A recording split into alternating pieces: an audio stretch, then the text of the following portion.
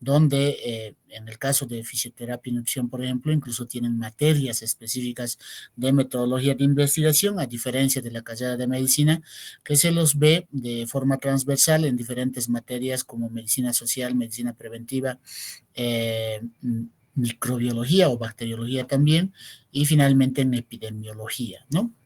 Entonces, yo soy el doctor Jesse Mamani Ortiz, médico cirujano egresado de nuestra Facultad de Medicina de la Universidad Mayor de San Simón. Eh, Tengo mis estudios de posgrado de maestría en educación superior en la Escuela Militar de Ingeniería de nuestro departamento. Además de ello, también eh, un doctorado en salud pública y epidemiología otorgado por la Universidad de Umeå, Suecia. También he sido ex jefe de epidemiología del CEDES Cochabamba, ex director técnico del CEDES Cochabamba y hasta hace unos 3 meses director de la Escuela de Graduados y Educación Continua de nuestra facultad, ¿no? Entonces, en el ámbito de investigación, hace más de 10 años que nos dedicamos a este ámbito.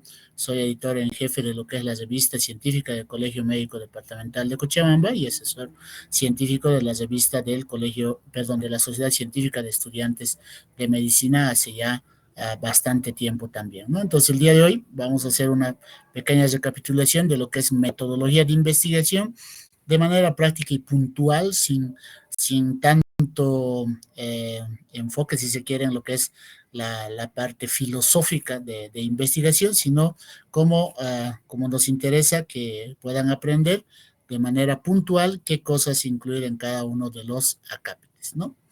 Entonces, cuando nosotros hacemos nuestro trabajo de investigación, cualquiera sea el área, siempre hay que recordar que nosotros apuntamos a publicar un artículo original, ¿no? O sea, ese trabajo de investigación tiene que llegar a publicarse.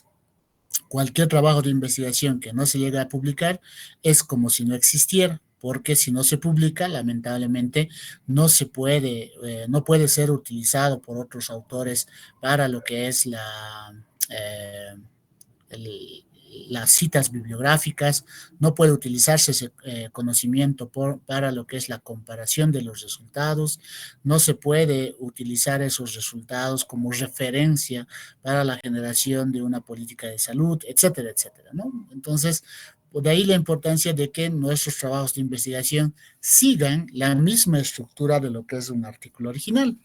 Entonces, en el pregrado generalmente nos enseñan a escribir un artículo inextenso, un trabajo de investigación inextenso, ¿no? Pero lamentablemente al hacer este tipo de trabajos inextensos, simplemente a veces nos saturamos de lo que es marco teórico y pues pocas veces esos trabajos concluyen o culminan en lo que es un artículo original, ¿no? Entonces, en el área de salud, ya hace muchos años, más de 20 años, la Asociación de Revistas Científicas en el ámbito de salud han generado esta estructura organizacional de lo que son los artículos originales, es decir, todos los trabajos de investigación, independientemente de su diseño, ¿no? Puede ser un estudio de corte, puede ser un estudio de casos y controles, puede ser un estudio transversal o puede ser un ensayo clínico, siempre va a tener esta misma estructura, ¿no? Entonces, esta estructura se denomina IMRD, y es un acrónimo de lo que es introducción, materiales y métodos, resultados y discusión. Generalmente en el artículo original, el último acápite o el último párrafo de la discusión es la conclusión, pero en algunas revistas la conclusión también puede ir como un acápite separado, ¿no? Como un subtítulo separado. Luego de ello, obviamente, la bibliografía, y ahí en el caso nuestro utilizamos el formato Vancouver y no así el formato APA como lo utilizan otras áreas de las ciencias sociales, por ejemplo, ¿no? Previo a todo esto estará el título, el resumen y las palabras clave. Entonces, hay algunos aspectos que en esta presentación vamos a resaltar que probablemente chocan un poco con lo que tradicionalmente nos han ido enseñando, ¿no? En algún momento. Primero, en todas las revistas científicas dentro de nuestro ámbito local, a nivel departamental, nacional, solamente nos aceptan 16 palabras en el título. y en el caso del inextenso, 23 palabras. Pero si contamos las palabras de este título, son 30 palabras. Entonces, no es una regla general, sino que cada institución también va colocando límites dependiendo del tipo de revistas que van publicando, ¿no? Entonces, pero si yo voy a publicar en la revista científica Ciencia Médica, en la Gaceta Médica Boliviana, solo me van a aceptar 16 palabras. Entonces, de ahí la importancia de ir también conociendo lo que son las directrices que tiene cada revista para poder publicar fuera de estas estructuras generales que estamos viendo. Un artículo científico y un trabajo de investigación original siempre va a comenzar por el título, ese título que debe ser breve, informativo y atractivo. Entonces aquí tenemos un título, fíjense, 1, 2, 3, 4, 5, 6, 7, 8, 9, 10, 11, 12, 13, 14, 15 y 16 palabras, lo que hemos hablado hace un momento, ¿no? Que en las revistas científicas indexadas, en la gran mayoría, aceptan 16 palabras. Entonces, es breve, ¿no? Informativo, me dice percepciones comunitarias de salud, ¿no? Y enfermedades crónicas en el sur de India, ¿no? En comunidades de transición rural. Un estudio cualitativo. Entonces, ya me está diciendo qué es lo que está investigando. En este caso está investigando percepciones comunitarias sobre salud y enfermedades crónicas. Entonces ya me da incluso las variables que se van a investigar. ¿Dónde? En el sur de India, ¿no? En comunidades de transición rural. Entonces, eso hace que el título sea informativo, ¿no? Vayamos a este otro lado. Dice ácido hipocloroso, una nueva alternativa como agente antimicrobiano y para la proliferación celular para el uso en odontología. Si contamos las palabras, 1, 2, 3, 4, 5, 6, 7, 8, 9, 10, 11, 12, 13, 14, 15, 16 y 17. Bueno, aquí se han pasado con uno, pero en esta revista internacional de odontoestomatología, ¿no? Les aceptan. Entonces, depende también de cada institución, como habíamos ido comentando anteriormente, ¿no? Entonces, el título sigue siempre. ¿Perdón? ¿Sí? ¿Les escucho? Doctor, disculpe, sus diapositivas no están avanzando. Probablemente sea tal vez por el tema de internet. Un momentito, voy a dejar de compartir. Sí, por favor, doctor, gracias. Voy a volver a compartir entonces en este momento y ustedes me indican. Mejor vamos a compartir toda la pantalla completa para que se pueda observar. Listo. Ahora sí, se está compartiendo la pantalla completa.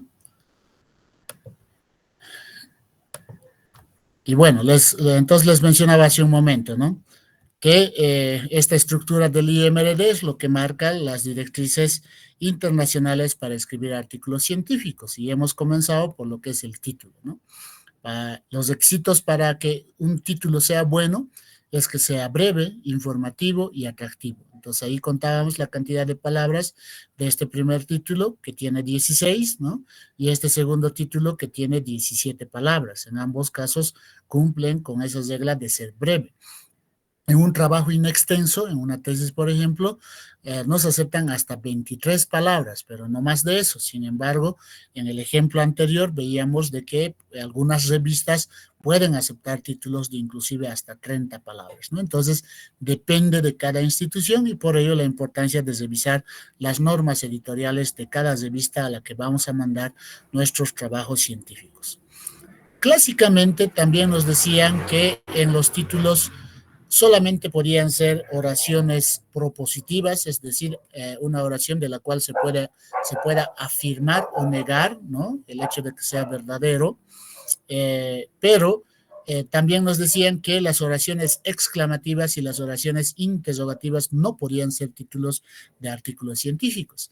Seguramente los que han leído algún artículo científico de ustedes han debido ver que por el contrario, hace más de 10 años se ha puesto muy de moda colocar títulos de tipo exclamativo. Por ejemplo, este trabajo de investigación realizado por el profesor Fernando Abad, él es un español que trabaja en el nordeste de Brasil, ¿no?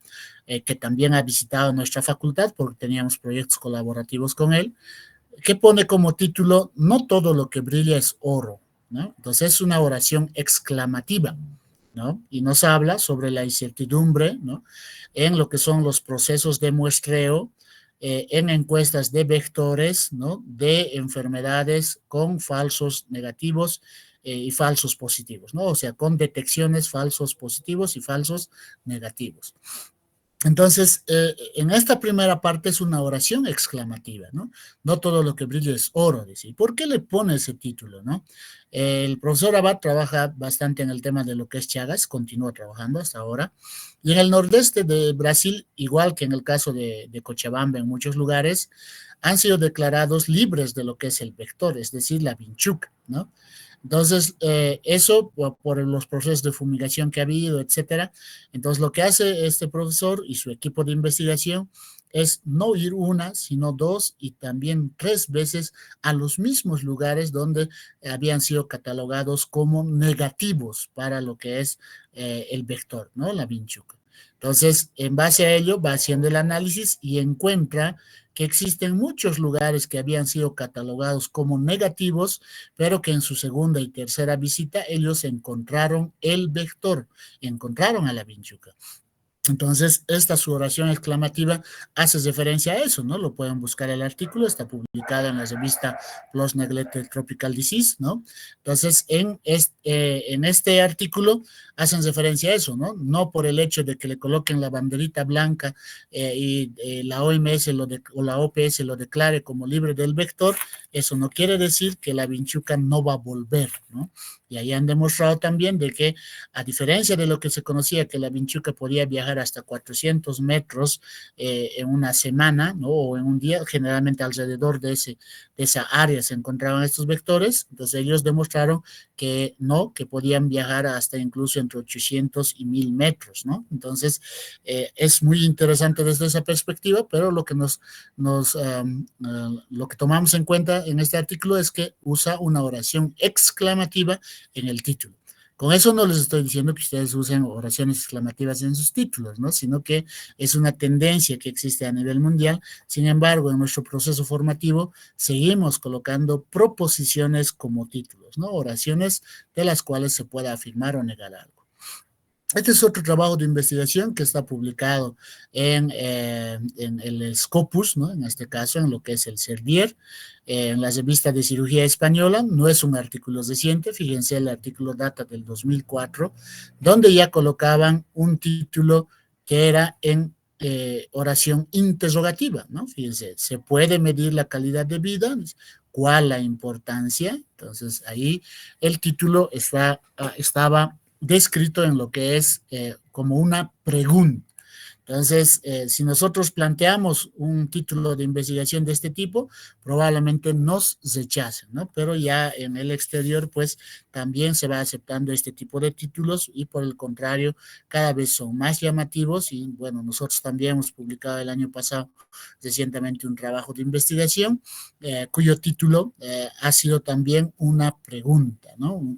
En realidad ha sido una pregunta retórica en sí, pero pregunta al final, ¿no? Entonces, ese tipo de situaciones. Lo importante es que el título sea corto, el título sea informativo y el título sea atractivo, ¿no? Entonces, en este caso, independientemente de si es pregunta o no, es corto, ¿no? 1, 2, 3, 4, 5, 6, 7, 8, 9, 10, 11 palabras, menos de 16, ¿no? Es atractivo, ¿no? Porque nos está hablando, ¿no? Si se puede medir o no la calidad de vida, nos está generando una inquietud, ¿no? Y obviamente eso es atractivo para el público que lo va a leer, ¿no?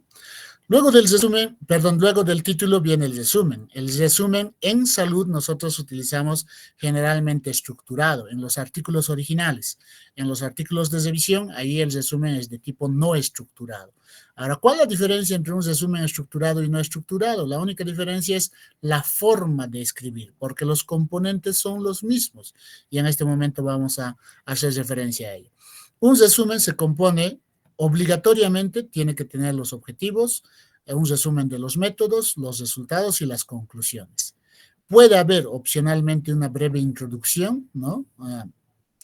De información de contexto, ¿no? Pero no es obligatorio. Y todo esto en menos de 250 palabras, ¿no? Y debajo del resumen va a estar la información relevante, las palabras claves en sí, que los debemos obtener del MESH o el Index Médicos, ¿no? ¿Dónde encontramos el MESH? Entramos a PubMed y en el PubMed, en este menú, va a decir PubMed, ¿no? Pero en vez de eso seleccionamos, hacemos clic en la flechita y nos va a aparecer varias librerías. Y en la parte final va a estar el MESH. Entonces, ¿qué es el MESH? Simplemente es un indexador de palabras, es decir, yo le coloco aquí, por ejemplo, no sé, mi investigación es sobre diabetes. Coloco diabetes mellitus, me va a aparecer todas las palabras claves relacionadas con diabetes mellitus. Entonces, no me tengo que inventar, ¿no? Las palabras clave las tenemos que buscar en estas plataformas. Ahora, les decía que el resumen preferentemente es estructurado, pero también puede ser de tipo no estructurado. ¿Cuál es la diferencia entre ambos? ¿No? Entonces, este resumen de menos de 250 palabras es estructurado cuando se escribe de esta forma. Perdón. Es decir, está escrito en párrafos separados y cada párrafo tiene un subtítulo, ¿no? Si se fijan, entonces este es un resumen estructurado que anteriormente, especialmente en áreas de ciencias de la educación, lo denominan como resumen ejecutivo, seguramente han debido escuchar, ¿no? Entonces, este es un resumen estructurado clásico, ¿no? Que donde tiene unos antecedentes, aquí está el objetivo, dice, ¿no? El propósito de este paper, en este artículo, ¿no? Es describir la distribución, y ahí va diciendo, ¿no? Los métodos, los resultados y la conclusión. Entonces, en el resumen, lo único que no entra es la discusión, ¿no? Y ese es un error muy común que encontramos en muchos artículos que nos mandan a las diferentes revistas que estamos apoyando, ¿no? Este es un resumen no estructurado.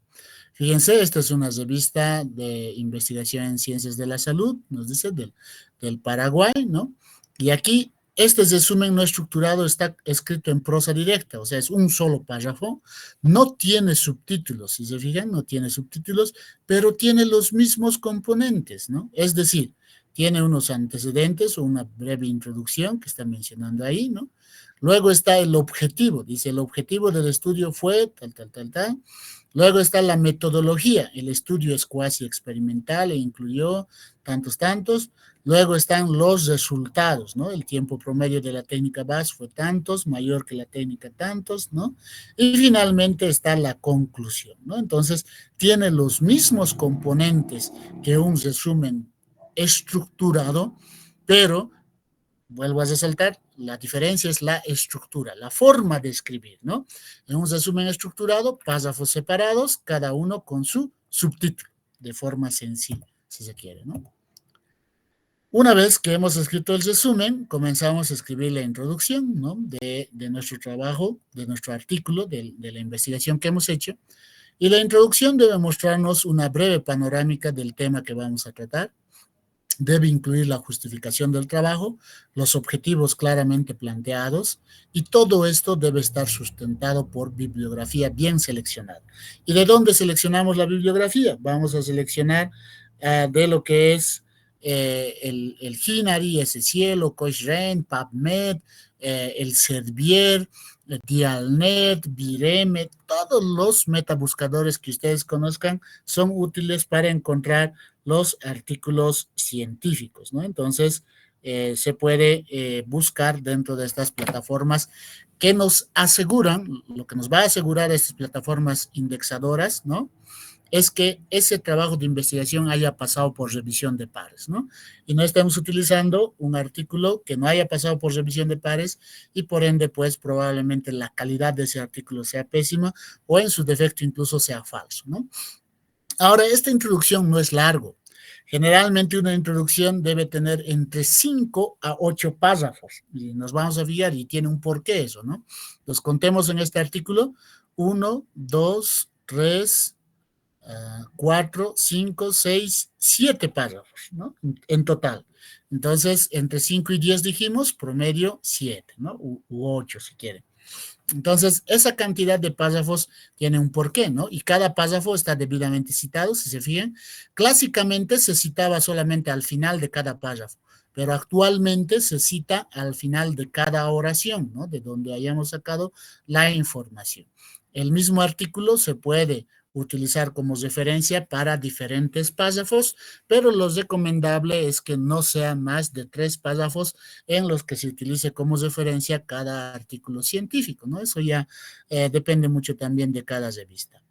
Ahora, ¿de dónde sale que la introducción tenga entre 5 a 10 párrafos? La introducción tiene una serie de acápites y cada acápite generalmente tiene un espacio de 1 párrafo a 2 párrafos, ¿no? Cada párrafo, recuerden, simplemente como referencia, ¿no?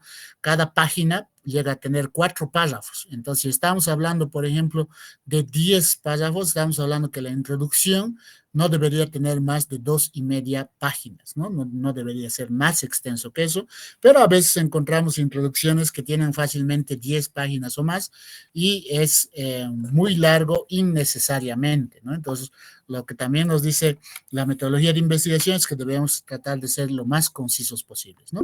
¿Qué párrafos incluye? Un párrafo de definiciones, ¿no? Que puede incluir uno de conceptualizaciones, es decir, definiciones, conceptos, etcétera, otras clasificaciones de lo que son la patología que estoy estudiando, etcétera.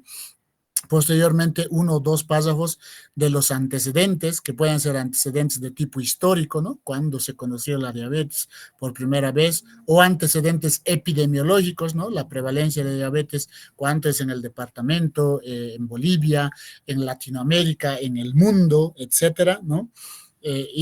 Posteriormente 1 o 2 párrafos de lo que es el planteamiento del problema o la formulación del problema, ¿no?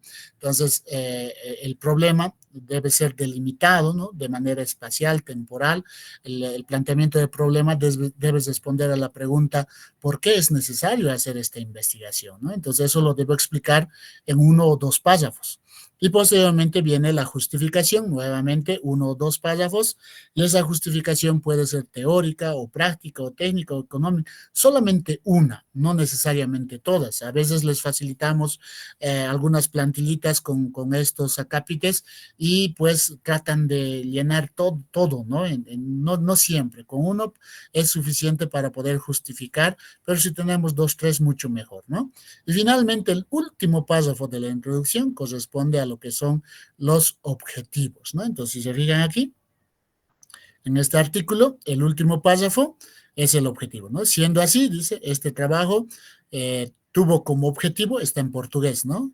Evaluar los aspectos éticos sobre el anuncio y propaganda y publicidad de páginas clínicas odontológicas presentes en las redes sociales como Facebook, marcas registradas, dice, ¿no? Entonces, el último párrafo incluye lo que es el objetivo. Entonces, cuando yo esté leyendo un artículo científico, ya voy a leerlo con esa mirada, ¿no? De que en los primeros párrafos voy a encontrar definiciones, conceptos, en el último párrafo los objetivos, en los penúltimos párrafos voy a encontrar la justificación y previo a eso encontraré lo que es la formulación del problema, ¿no? Entonces, esa es la secuencia en la que se escribe una introducción y lo que antes se conocía como capítulo, ¿no? Capítulo 1, introducción, capítulo 2, objetivos, se separaba así, ¿no? Pero eso es ya en la escuela clásica, actualmente escribimos de manera continuada, ¿no? Entonces, eso incluye la introducción dentro de lo que es esta estructura del IMRD, ¿no? Luego de lo que es la introducción, en un inextenso, en una tesis, en un trabajo amplio, está el marco teórico o el estado del arte. Entonces, hay mucha confusión en esta parte, especialmente en el pregrado, pues muchos colocan como título estado del arte, pero escriben un marco teórico o al revés, ¿no? Colocan como título marco teórico y escriben un estado del arte. ¿Cuál es la diferencia, no? Generalmente se recomienda escribir marco teórico en el pregrado, debido a que el marco teórico te permite hacer una recapitulación completa de todo lo que es el objeto de estudio, es decir, el tema de investigación, ¿no? La patología que estoy investigando. Entonces, en un marco teórico comenzaré describiendo conceptualizaciones, enfoques teóricos, historia, definiciones, etcétera. Por ejemplo, si estoy hablando, si mi investigación es sobre diabetes, factores de riesgo asociados a diabetes mellitus, pónganse, ¿no? Ese podría ser mi título. Entonces yo tendré que colocar en mi marco teórico a qué se define como factor de riesgo, cómo se define diabetes mellitus de tipo 2, cuál es su clasificación, ¿no? En la historia describiré desde cuándo ya se conoce esta enfermedad de diabetes mellitus, cuál es su proyección hacia futuro, ¿no? De definiciones de algunos puntos, por ejemplo, en los factores de riesgo voy a incluir lo que es la obesidad. Entonces, ¿qué es la obesidad? ¿No? Definiciones, características, formas de medir, o sea, voy a investigar todo sobre lo que es el objeto de estudio, ¿no? Pero en el estado del arte no. En el estado del arte, por ejemplo, si yo estoy investigando solo factores de riesgo, pues me voy a dedicar solamente a investigar artículos científicos que me hablen sobre factores de riesgo, ¿no? Los últimos avances, investigaciones relacionadas con esas variables de estudio, antecedentes epidemiológicos de esos factores de riesgo, ¿no? Y todo esto me va a servir de base para la discusión. Es decir, en la discusión, en la última parte, perdón, o en el penúltimo capítulo, nosotros comparamos nuestros hallazgos con la de otros investigadores, ¿no? Si estoy haciendo un marco teórico, eso no necesariamente me va a servir para la comparación. Por ejemplo, en la historia yo encontraré de que la diabetes mellitus ya se conocía en la cultura egipcia y que ahí comenzaron con los primeros diagnósticos, es más, desde los griegos ya, si no me equivoco, ¿no? Conocían esta enfermedad. Entonces, eso no me va a servir para comparar mis resultados, ¿no? Yo he encontrado que el factor de riesgo más frecuente es la obesidad. Y bueno, esos datos históricos que he recolectado no los voy a poder comparar, no me va a servir para la discusión, ¿no? Entonces, el marco teórico tiene un fin más educativo, ¿no? De profundizar nuestro conocimiento respecto al tema. Pero el estado del arte no. Entonces, el estado del arte, si mi trabajo de investigación es sobre tratamiento para diabetes, entonces solo voy a investigar todo lo relacionado con tratamiento. No me va a interesar medidas preventivas, no me va a interesar factores de riesgo, no me va a interesar exámenes de laboratorio, etcétera, ¿no? Entonces, es específico a las variables relacionadas con el estudio, ¿no? A las variables de investigación. Dependiendo de las instituciones, un marco teórico generalmente va entre las 10 y 30 páginas, ¿no? En el caso particular de nuestra universidad, por ejemplo, generalmente ese es el límite. Sin embargo, todavía existe mucha gente que hace revisiones de hasta 100 páginas, ¿no? O sea, solo su marco teórico llega a ser 100 páginas. No amerita, ¿no? Por lo que habíamos mencionado, porque lo que tratamos es ser lo más precisos, puntuales posibles, porque el aporte de nuestra investigación no va a ser el marco teórico en sí. En realidad, nuestro aporte va a ser los resultados, la discusión que vamos a realizar. Ese va a ser nuestro aporte a la ciencia, ¿no?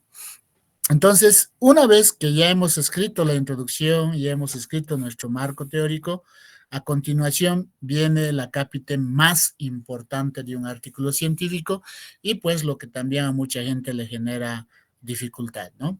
El diseño metodológico, los materiales y métodos, ¿no?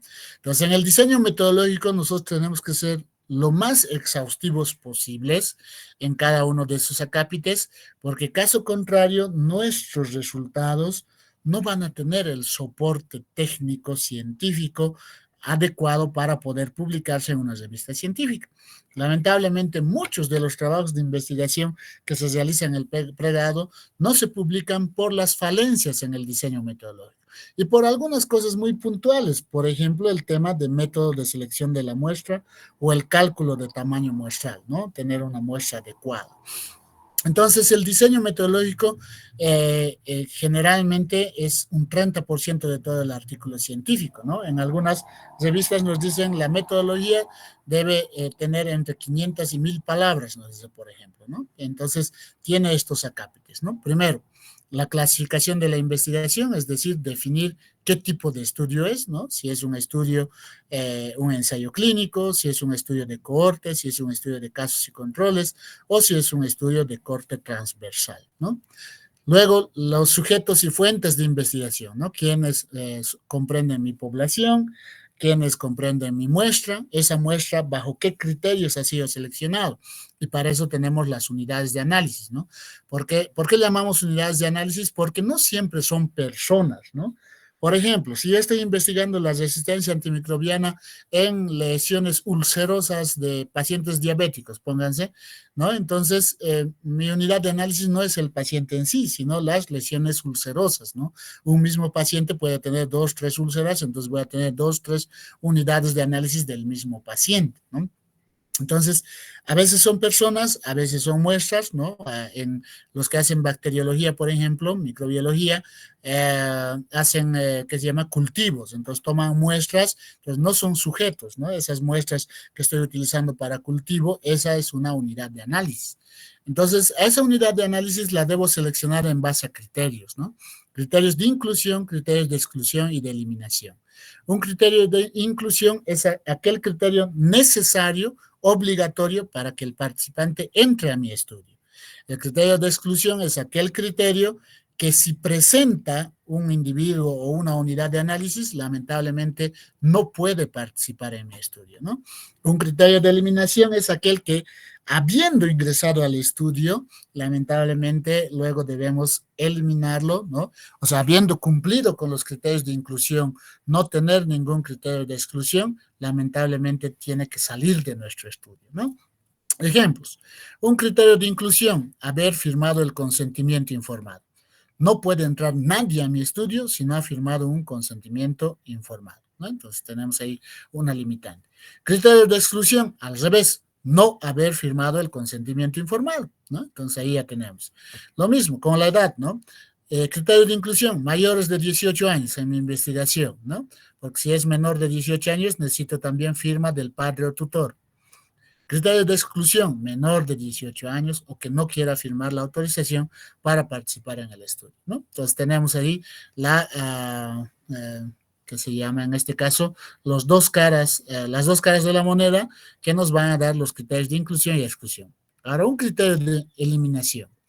Pónganse que esta persona sí ha firmado el consentimiento, sí es mayor de 18 años, pero durante el estudio tiene que viajar a otro departamento, ¿no? Entonces, no le voy a poder hacer seguimiento si no está en nuestro departamento, peor si no viene al servicio, ¿no? Entonces, ese es un criterio de eliminación, que viaje. Segundo, este paciente se muere por un accidente, no por el objeto de estudio, sino por un accidente. Pues también es un criterio de eliminación, pues no voy a tener información completa de este sujeto, ¿no? Entonces, a eso hace referencia a los criterios de inclusión, exclusión y de eliminación, ¿no? Luego, debemos describir los métodos de selección de la muestra, y aquí hay diferentes métodos, ¿no? Ahí nos habla los métodos de aleatorización, ¿no? Entonces tenemos el método aleatorio simple, aleatorio estratificado, el muestreo por cuotas, por conglomerados, y así muchos, ¿no? El que más utilizamos en el ámbito de salud es el aleatorio simple, ¿no? Que lo podemos hacer con una moneda, que lo podemos hacer con bolillos dentro de una bolsa, seleccionar entonces de manera aleatoria a los sujetos que van a participar en nuestro estudio. Luego de eso debemos describir cómo hemos calculado el tamaño muestral, ¿no? Entonces, para eso tenemos dos fórmulas muy famosas, ¿no? El de población conocida o población finita, dice también, y el de población desconocida o población infinita, dice también. Entonces, esas dos fórmulas nos ayudan para lo que son los estudios de tipo epidemiológico. Sin embargo, ya hace mucho tiempo existen más de 50 o 100 fórmulas para cálculo de tamaño muestral, ¿ya?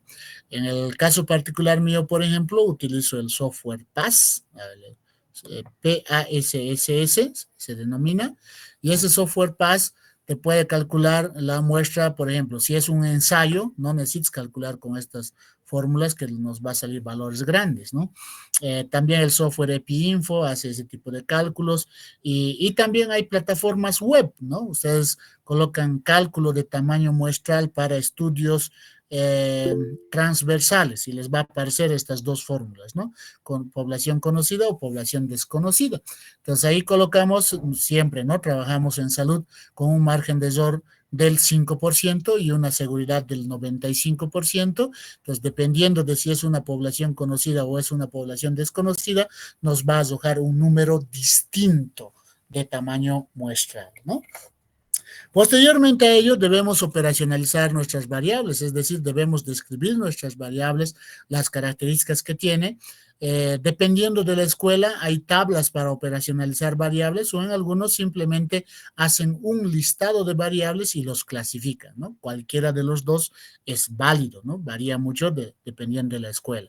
Nosotros, por ejemplo, en el caso del pregrado, solo les pedimos que listen las variables, pero en el posgrado les pedimos que operacionalicen las variables, ¿no? Definiendo indicadores, métodos de recolección de información, tipo de análisis que van a hacer, una definición conceptual, una definición operacional, etcétera, ¿no? Entonces eso varía mucho. Luego debemos describir los instrumentos, las técnicas y procedimientos que vamos a seguir, el método estadístico que se va a aplicar y finalmente el componente ético. Lamentablemente, mucha gente se olvida estos dos últimos puntos, ¿no? Hasta descripción de instrumentos técnicas, ya lo hacen muy bien, pero luego se olvidan qué tipo de análisis estadístico van a hacer o finalmente si han cumplido o no con los principios éticos. A raíz de solo este incumplimiento de lo que son los principios éticos, muchos artículos de investigación no se llegan a publicar, ¿no? Porque eso hay que hacerlo antes.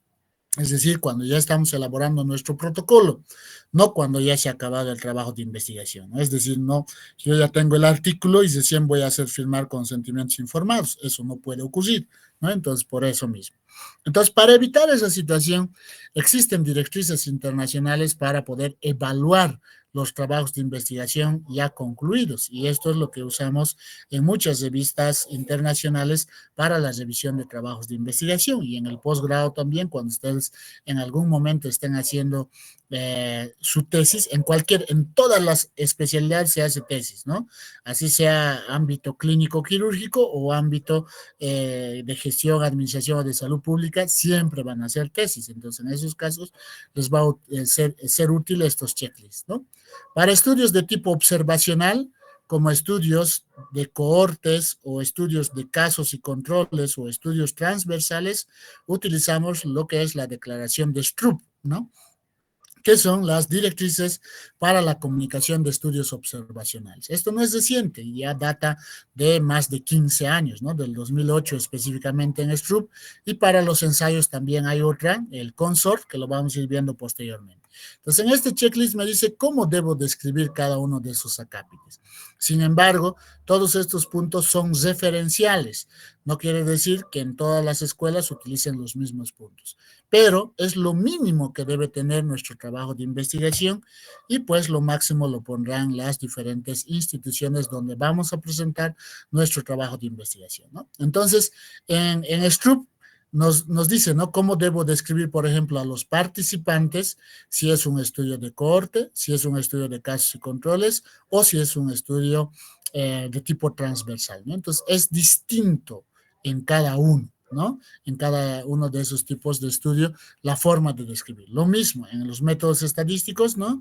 ¿Cómo debo describir, ¿no? Si en el caso de casos y controles, transversales, cohortes, ¿no? ¿Cómo debo comparar esos resultados, etcétera, etcétera? Lo mismo ocurre con lo que son los ensayos, ¿no? Los ensayos clínicos, ensayos comunitarios, ¿no? Para eso tenemos la declaración de Consort. Esta declaración de Consort son directrices para la comunicación de estudios clínicos aleatorizados, e igualmente, ¿no? Para cada acápite, en el título, introducción, métodos, ¿no? La metodología es lo que más nos interesa. Fíjense cuántos criterios de evaluación pone. Lo mismo es en Stroop, ¿no? A ver, aquí nos vamos a ir revisando, fíjense, en introducción 2 ítems nos dan, ¿no? Básicamente los objetivos y contexto, pero en metodología, ahí prácticamente nos da casi 10 acápites para evaluar, ¿no? Entonces es donde hay que tener bastante meticulosidad al momento de describir, ¿no? Entonces lo mismo en el caso de los ensayos, ¿no? Los estudios de intervención. Entonces debemos describir los participantes, las intervenciones, el objetivo de la intervención, los resultados que se esperan, ¿no? De esa intervención, el tamaño de muestra, la distribución de ciegos, etcétera, etcétera. Entonces ahí nos va diciendo qué debo describir en cada uno de esos acápites. Y Consort también ha incluido, ya desde el año 2010, 12 más o menos, desde el 2010 específicamente, esta tabla, bueno, esta gráfica, ¿no? Este esquema. Es un esquema de selección de los sujetos que han participado en el estudio, ¿no? Y también de reporte de aquellos que han sido excluidos o han sido eliminados, ¿no? Entonces yo puedo reclutar una cierta cantidad de gente, los divido de manera aleatoria en ambos grupos, uno que va a recibir la intervención y el otro que no va a recibir, y pues en el seguimiento y al final puede ver gente como hace un momento hablábamos, ¿no? Que haya fallecido, que haya viajado, que se haya mudado, o directamente ya no quiera participar de los seguimientos. Entonces debo describir en todo este proceso cómo ha ido ocurriendo eso, ¿no? Entonces, eso en cuanto a lo que es la parte del diseño metodológico. Y en la última parte les había mencionado que en la metodología es muy importante que describamos el cumplimiento de lo que son el componente ético, ¿no? Pero no simplemente decir, en muchos protocolos hemos visto de pregrado que colocan, ¿no? Este trabajo de investigación cumple con el código de Helsinki, aprobado en no sé dónde y revisado en no sé tantos, ¿no? Porque se va revisando también cada cierto tiempo este código, ¿no? Ya data de los años 70. Sin embargo, no es eso lo que interesa a los editores de revistas, ¿no? Sino que nosotros digamos cómo hemos cumplido esos principios del Código de Helsinki.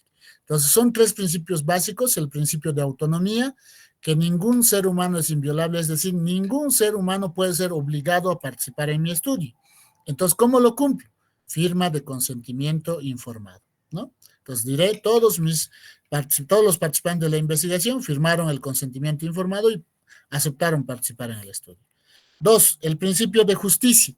Todos los seres humanos tienen igual derecho de participar. ¿Cómo lo cumplo? A través de lo que es la aleatorización.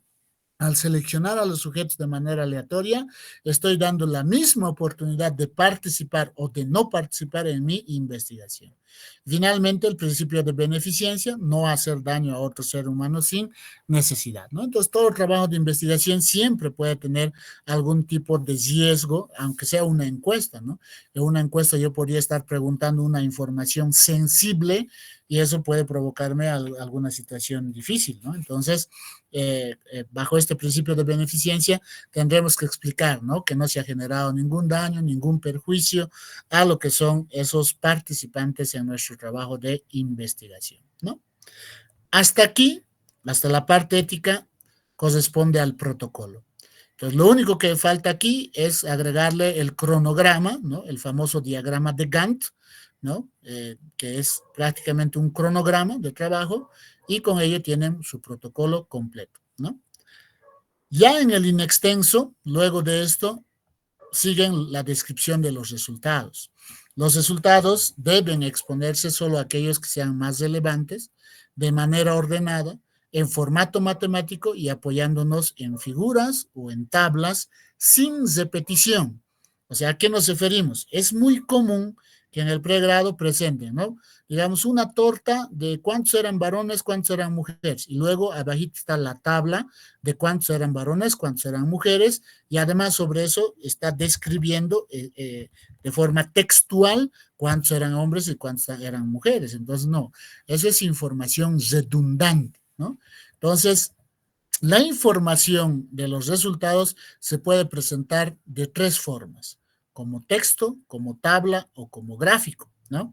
Entonces, si yo ya estoy presentando como texto, por ejemplo, aquí dice, ¿no? Se incluyeron 203 casos y 203 controles. ¿Necesito otra gráfica que me muestre eso? ¿Una torta? No, ya va a ser redundante, ¿no? Entonces, en los artículos científicos y en las investigaciones que hacemos en salud,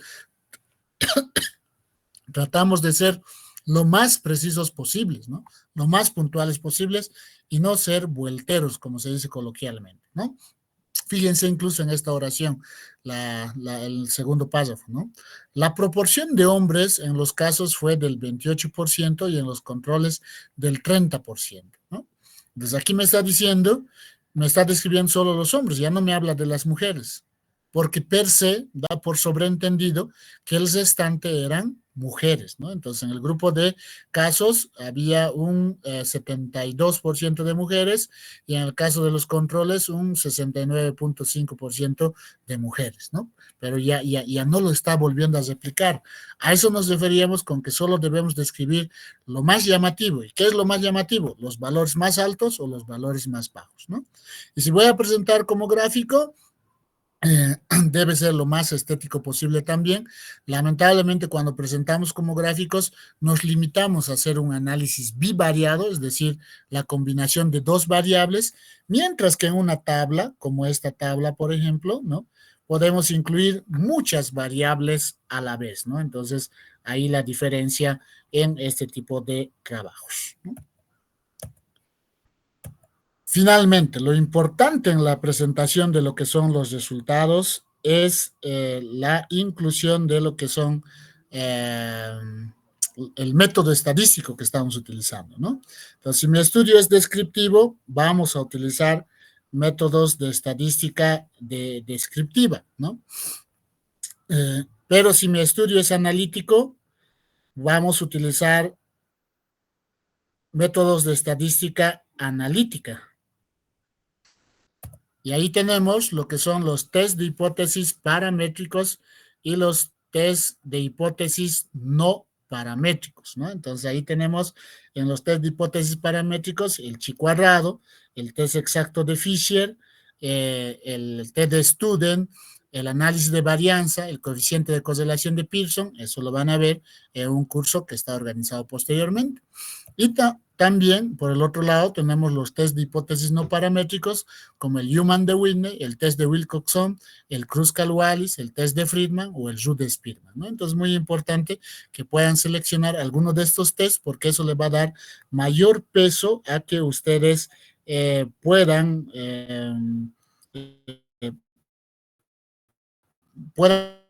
sustentar los resultados que tengan, ¿no? Y obviamente le va a dar una mayor validez a esas conclusiones a las que estén llegando, ¿no?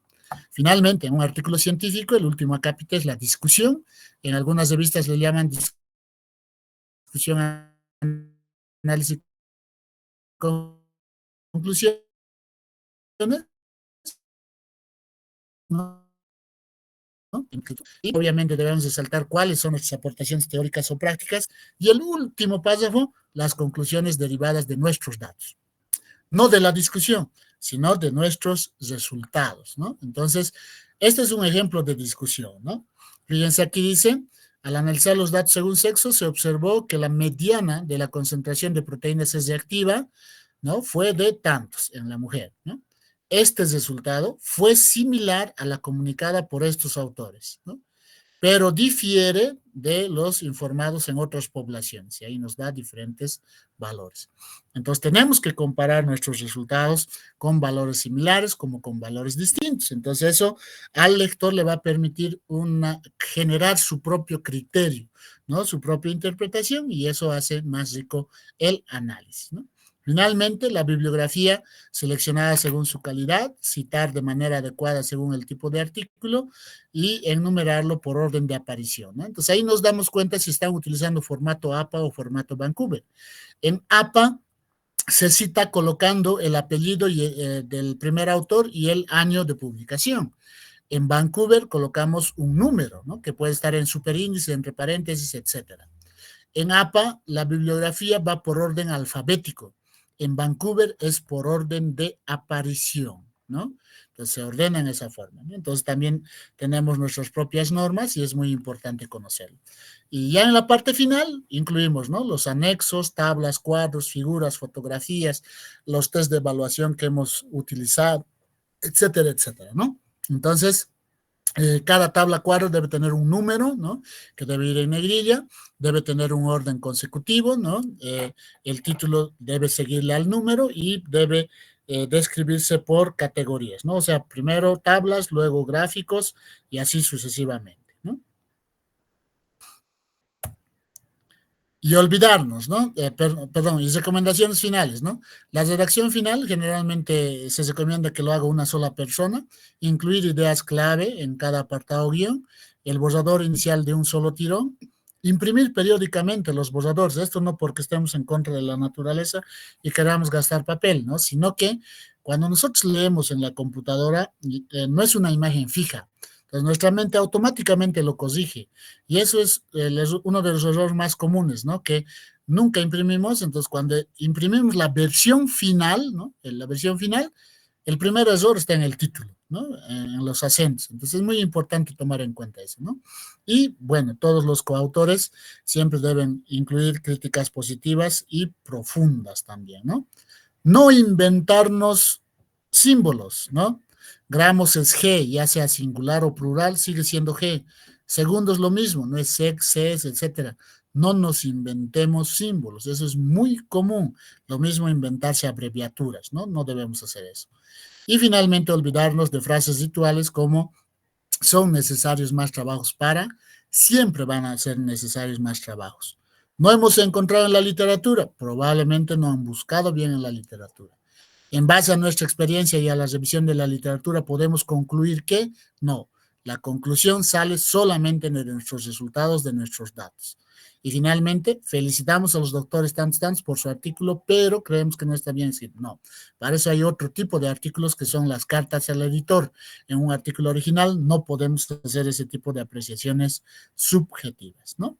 Y bueno, con esas recomendaciones, espero que puedan mejorar los trabajos de investigación que seguramente van a formular o que ya han formulado y pues siempre les vamos invitando a que puedan presentar estos sus trabajos en la revista científica que tenemos de la Sociedad Científica de Estudiantes de Medicina, una revista indexada en diferentes plataformas, incluida Ese Cielo, que es una plataforma latinoamericana muy grande, ¿no? Si tuvieran alguna pregunta, comentario, acotación, estoy atento para poder responderla. Lenny tiene levantada la mano. Te escuchamos, Lenny. Buenas noches, doctor. Una pregunta. Si quisiéramos hacer, por ejemplo, publicar un trabajo de investigación, pero que este no se enfoca en variables o en unidades, como por ejemplo personas, si no está enfocado más bien en probar alguna técnica, ¿cuál sería Claro. el En diseño este caso, metodológico? tendría que ser dos formas.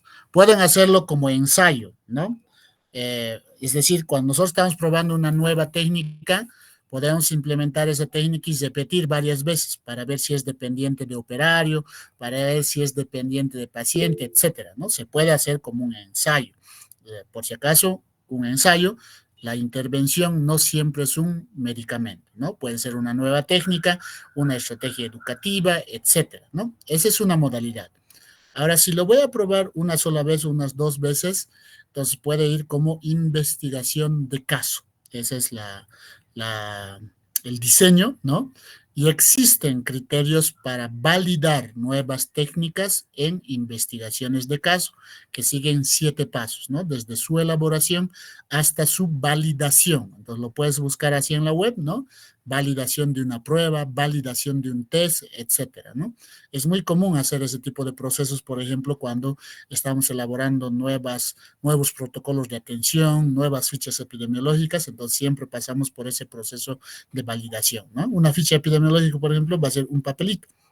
Entonces, ¿cómo sabemos que ese documento está bien o está mal? A través de estas investigaciones de caso, de estos procesos de validación, ¿no? Esa es la vía simple. La otra vía, que sería mucho más preciso, podría ser implementarlo como un ensayo, ¿no? Y no necesariamente un ensayo clínico con pacientes, sino también a nivel laboratorial, ¿no? Por ejemplo, es una nueva técnica de puntos, bueno, yo puedo hacer en laboratorio de habilidades y repetir, ¿no? Esa misma técnica si diferentes operarios sacan lo mismo, ¿no? Entonces, eso lo voy a ir documentando, ¿no? Voy a hacer una base de datos y voy a ver qué factores influyen en que salga bien o salga mal, y eso ya me sirve como un ensayo de laboratorio, ¿no? Cuando hablamos de laboratorio, no siempre es laboratorio biológico, si se quiere, ¿no? O bioquímico, perdón. Espero haber respondido tu pregunta, Lenny. A Muchas ver, gracias, doctor. No hay por qué. Aquí hay otra pregunta, dice Vanessa. ¿Podría poner la primera diapositiva, por favor? Dice. Bueno, a ver, vamos a compartir la primera diapositiva. Tal vez estaban grabando, ¿no? A ver. Entonces, en la primera diapositiva habíamos hablado de esto, ¿no? Del famoso IMRD. Entonces, esta es la estructura que siguen todos los trabajos de investigación en salud, ¿no? Y bueno, como les había mencionado, cada acápite tiene sus subacápites, ¿no? Entonces, en la introducción hemos ido viendo, en materiales y métodos también, en los resultados y discusión también, ¿no? Entonces, espero que ahora ya lo hayan capturado. Bueno, ¿alguna otra pregunta? Juan dice, entendí solo el 25%. No hay problema, a ver, nos pide ayuda. Pueden buscar este libro, lo voy a compartir, que lo hemos publicado y estaba en la revista de la, perdón, en la página de la biblioteca de la facultad, pero creo que por las modificaciones que han hecho ya no está.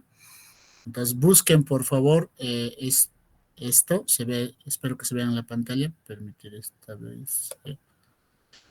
Entonces, buscan metodología de investigación Yersin Mamani, buscan aquí, porque hay varios, ¿no? De investigación. Y en este van a encontrar un libro en PDF que es gratuito, ahí está en ResearchGate, ¿no? Les puedo compartir también el link porque mientras más descarguen, ¿no? Me dan más puntos, ¿no? Entonces, de esta página ustedes pueden descargar el documento en PDF, es gratuito, ahorita está cargando. Y ahí en la página 18, si no me equivoco, todo el libro, si no me equivoco, tiene 80 páginas, bien cortito, ¿no? Entonces, este libro, que lo hemos impreso con apoyo de lo que es la cooperación sueca, hace ya bastantes años, el 2017-18, si no me equivoco, fue, en la parte donde está aquí, dice... diseños metodológicos, ahí está. Pasos para la ejecución de la investigación, dice. Entonces, ahí